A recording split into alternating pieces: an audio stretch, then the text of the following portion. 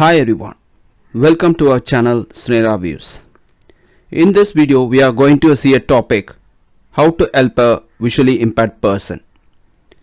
Currently there is an estimate of 4.95 million visually impaired person in India, out of which 0.24 million are visually impaired children.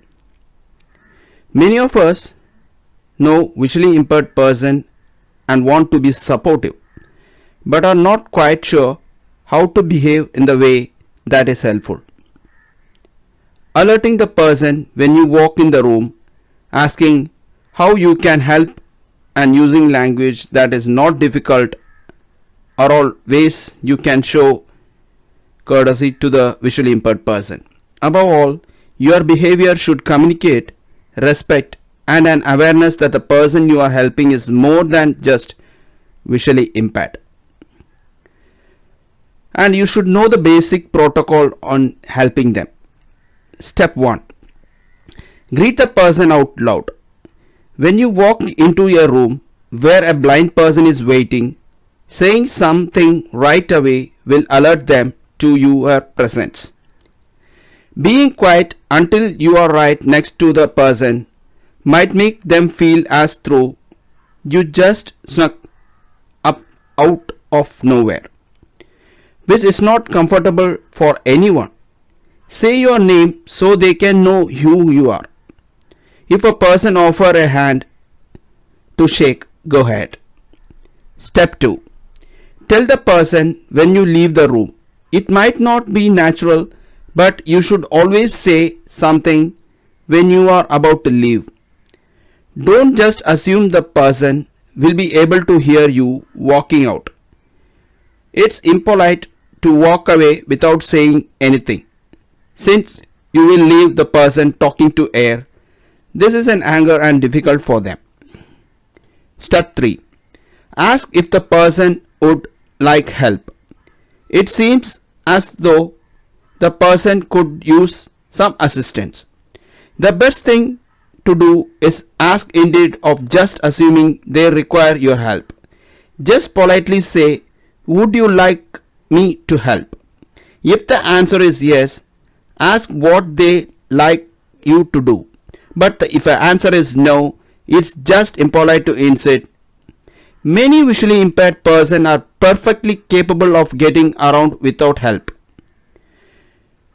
If they say they do not like assistance, do only what is asked and no more.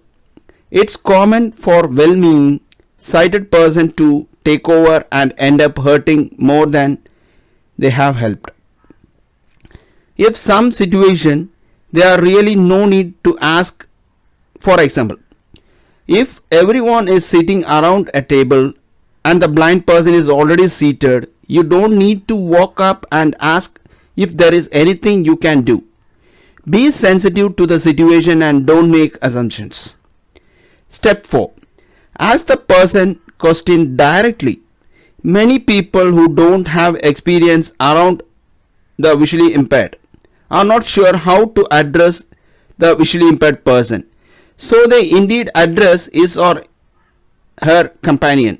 In the restaurant, for example, it is common for servers to ask the person seated next to the visually impaired person if they would like more water, a menu, and so on. Visually impaired people can hear just fine, and there are absolutely no reason not to address them as you would anyone else. Step 5. Don't stretch over word like look and see.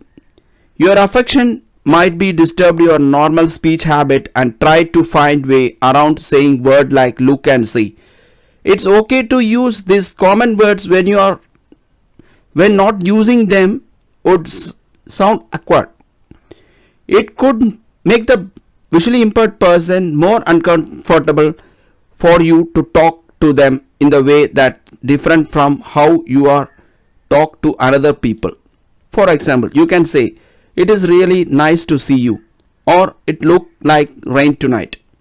However, don't use words like look and see when to do so would be impossible for a person. For example, if a person is about to collide with something, it is more helpful to stay stop instead of watched out.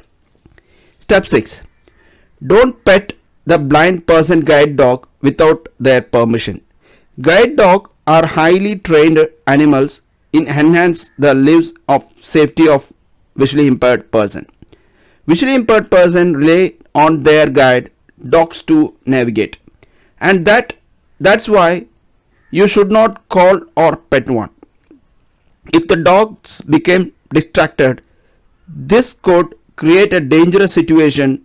Don't do anything that could take up the dog's attention.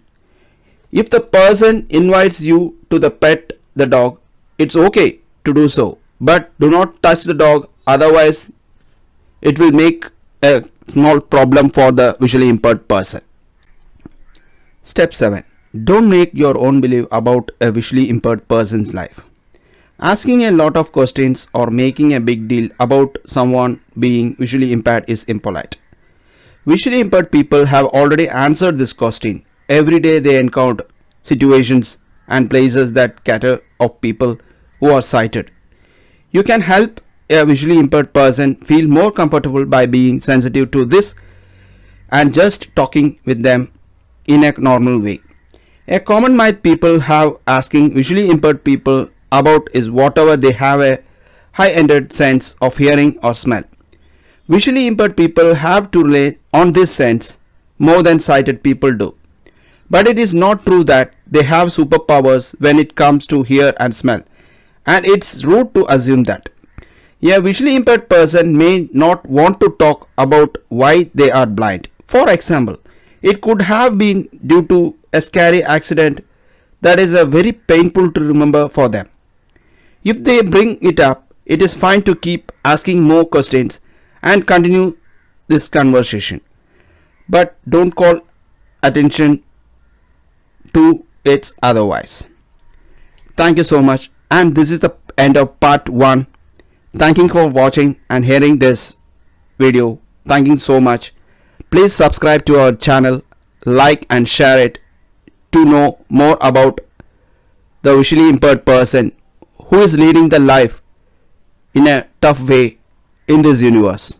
Thank you so much.